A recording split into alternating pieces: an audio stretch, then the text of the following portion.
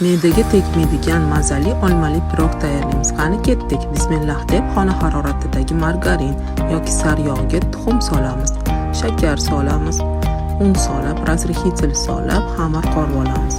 Xamirni bitta katta va bitta kichkina zuvalaga bo'lib, kichkina zuvalani morozilnikka, kattasini esa xolodilnikka 30 minutga qo'yamiz. Endi nachinkasiga olmalarimizni artib, tozalab, qirg'ichdan chiqarib, shakar, xohishga qarab koritsa solamiz.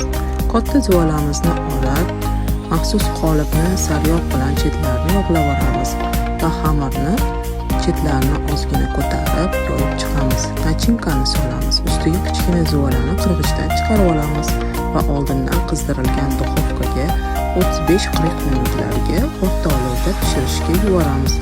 Ustiga xohishga qarab saharni pudra sepamiz. Judayam mazali, me'daga tegmaydigan shirinligimiz tayyor. Siz ham albatta oila a'zolaringizga tayyorlab ko'ring. Retsept yoqsa yurakchan bosib qo'ying.